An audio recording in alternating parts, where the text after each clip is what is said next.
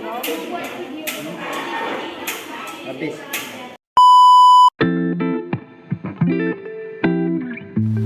Assalamualaikum warahmatullahi wabarakatuh. Perkenalkan, kami dari kelompok 4B angkatan 2022 Departemen Biologi Universitas Andalas yang beranggotakan Setiananda Ariana dengan akhiran BP 1008, Ibrahim Fauzi dengan akhiran BP 2002, Mutia Brita dengan akhiran BP 2016, Lutfi Razana dengan akhiran BP 2032, Sasanwira dengan akhiran BP 3006, Winnie dengan akhiran BP 3022, Maila dengan akhiran BP 3040, dan Farah dengan akhiran BP 3056 yang akan menampilkan video dokumenter praktikum biokimia objek fermentasi padat. Sebelumnya, fermentasi padat itu apa sih? Fermentasi padat itu merupakan proses biokimia yang melibatkan mikroorganisme untuk mengubah bahan padat menjadi lebih berguna dengan bantuan enzim. Reaksi yang terjadi selama fermentasi padat ini melibatkan mikroorganisme yang dibantu oleh enzim-enzim mereka untuk mengubah zat-zat seperti karbohidrat yang diubah jadi asam organik, protein yang diubah jadi asam amino, dan lemak yang diubah jadi asam lemak dalam keadaan aerobik terbatas atau oksigen yang terbatas, dan anaerobik atau tanpa oksigen. Syarat-syarat utama yang diperlukan untuk terjadinya proses fermentasi padat pada saat pembuatan tapai yaitu yang pertama, bahan baku yang cocok.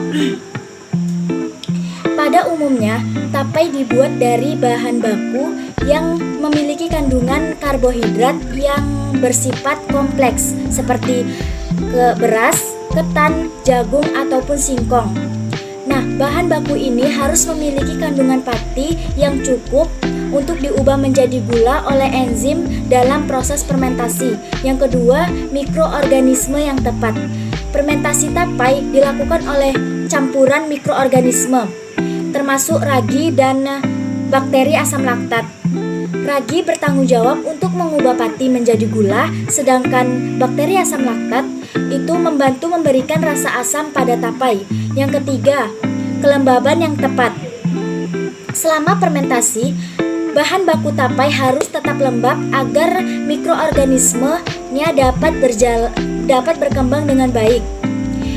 Kelembaban yang ideal berkisar antara 60-70%. Jika terlalu kering, fermentasi mungkin tidak berjalan dengan baik. Selanjutnya, hal yang juga penting dalam proses fermentasi yaitu memerhatikan suhu. Suhu yang tepat dapat mempengaruhi perkembangan mikroorganisme, di mana suhu sekitar 28 derajat sampai dengan 35 derajat merupakan suhu yang sangat tepat, di mana mikroorganisme akan tumbuh dan berkembang dengan baik. Selain itu, suhu yang terlalu tinggi ataupun terlalu rendah dapat mempengaruhi aktivitas berkembang biaknya mikroorganisme di dalam fermentasi. Selanjutnya ada kebersihan. Kebersihan juga penting dalam fermentasi dikarenakan jika ada mikroorganisme yang tidak diinginkan masuk ke dalam fermentasi yang kita inginkan dapat mempengaruhi hasil dari fermentasi tersebut. Sesuai dengan yang saya dapatkan melalui sebuah jurnal bahwa kebersihan tersebut sangat diperhatikan, di mana kesterilan dalam membuat fermentasi tapai ini harus sangat diperhatikan. Nah, dari pemaparan saya di sebelumnya, berikut adalah proses dokumentasi fermentasi padat dari kelompok 4B. Oke, check it out. Untuk alat dan bahan, alatnya kita menggunakan kompor gas, ada baskom, panci, kalap, saringan. Untuk bahan-bahannya itu ada daun pisang, ragi tapai, ubi jalar atau ubi ungu, ubi kayu, nasi, dan ketan hitam.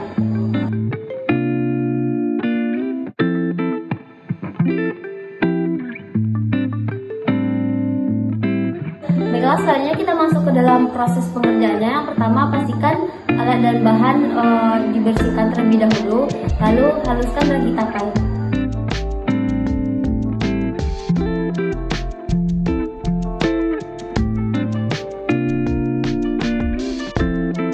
Selanjutnya, pastikan kompor sudah siap digunakan, lalu rebus ubi kayu dan ubi ungu hingga lembut.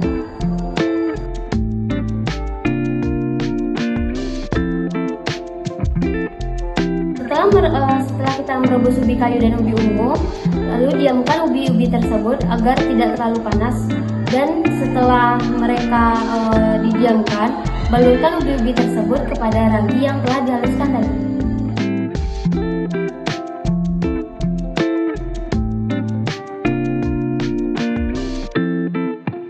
Tiga perlakuan. Perlakuan pertama, taruh ke dalam daun pisang.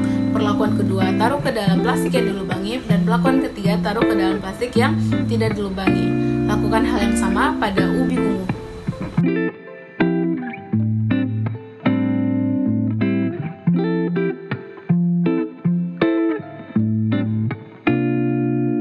Untuk ketan hitam, setelah ketan hitam direbus lalu didinginkan, lalu ditaburi dengan ragi tape yang telah dihaluskan secukupnya, sehingga permukaan ketan hitam tersebut tertutupi oleh ragi dan tape.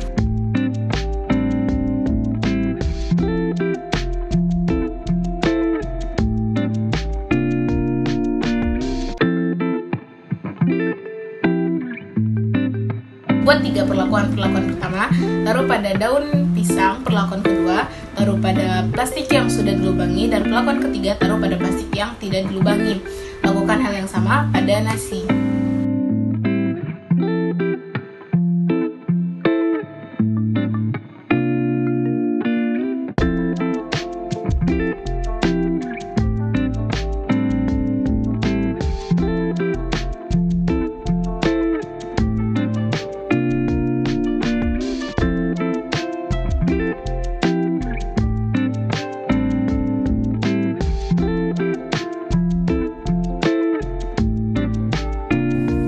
Kemudian disimpan dalam suhu kamar dan amati apa yang terjadi selama 3 hari.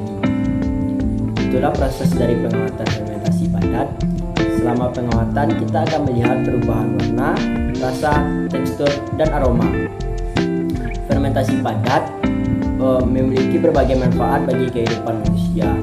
Beberapa di antaranya adalah: Contohnya saja manfaat yang pertama dalam industri makanan.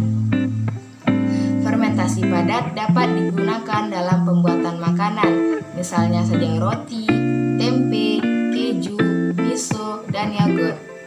Proses fermentasi ini dapat memberikan rasa, aroma, dan tekstur yang khas pada makanan, serta meningkatkan daya simpan dan keamanannya. Manfaat yang kedua dalam industri minuman. Fermentasi padat dapat digunakan dalam pembuatan minuman beralkohol seperti bir, anggur, dan minuman berbasis ragi. Pada proses ini, fermentasi dapat mengubah gula dalam bahan menjadi alkohol dan karbon dioksida. Proses ini dapat memberikan karakteristik unik pada minuman. Manfaat yang ketiga dalam pengolahan limbah organik. Fermentasi padat dapat digunakan dalam mengolah limbah organik seperti limbah pertanian, limbah makanan, dan limbah pabrik. Pada proses ini, limbah organik nanti akan dirubah menjadi pupuk organik yang dapat berguna untuk pertanian atau bahan bakar bio. Nah, tadi kita udah mendengarkan penjelasan dari Maila mengenai manfaat fermentasi padat dalam bidang produksi makanan, industri minuman, dan juga dalam pengolahan limbah organik. Selanjutnya, kita juga akan mengetahui manfaat fermentasi padat dalam bidang industri farmasi dan juga dalam bioremediasi. Dalam bidang industri farmasi, fermentasi padat akan digunakan untuk memproduksi antibiotik, hormon, enzim, dan juga vitamin yang akan bermanfaat bagi kita, di mana mikroorganisme yang terlibat di dalam fermentasi ini akan menghasilkan senyawa-senyawa secara efisien.